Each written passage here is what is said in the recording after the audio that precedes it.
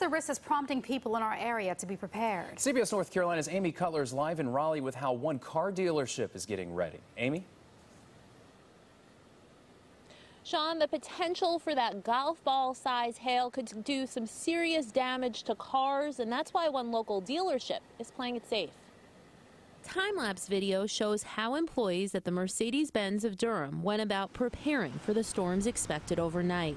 They brought their vehicles in, as many vehicles as they could fit in the showroom. They also filled the back service area. We had a situation about a year and a half ago. We found ourselves not prepared for a pop-up hail storm issue, and we paid the price. Josh Vaughn and his staff being proactive. He says it took about 20 of them about half an hour to move all these cars. It's based on what the loss is going to be. You know, the more expensive the vehicle, typically, the more you want to protect it, just like, you know, if it was your own.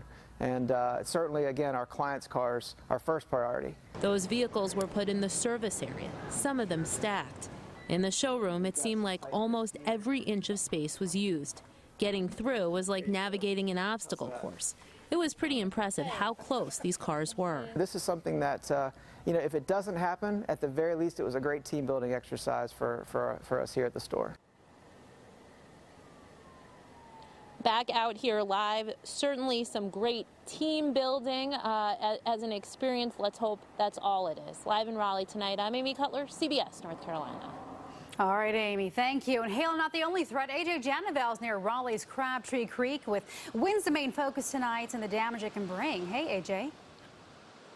Hey Sharon, now you guys already heard Kristen talk about the possibility of gusts up to 60 miles per hour, and that can be very damaging.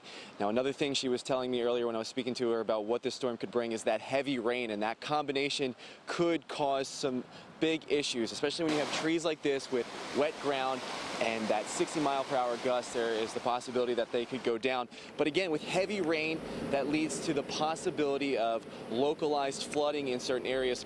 Kristen was telling me that areas that are prone to flood, areas that are near bodies of water, like we were standing right in front of the Crabtree Creek, are the ones where it's important just to be aware of the situation. I was actually up in Chapel Hill earlier today talking to some people who live in the Camelot Village, and they tell me they know what it's like to see that high water coming in.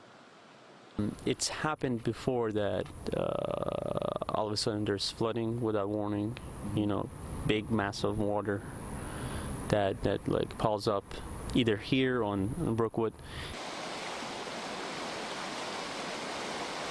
And again, that possibility of localized flooding, areas that are prone to see high levels of water, again, like where we're standing right here, bodies of water that are rushing, that is a possibility with that heavy rain coming in. But again, it's not the main focus. The main focus for this storm, I was told, is those high gusts of wind, 60 miles per hour. But again, all things just to be aware of as the storm rolls in the early morning hours of Thursday. Reporting live here in Raleigh, I'm AJ Janavel for CBS North Carolina.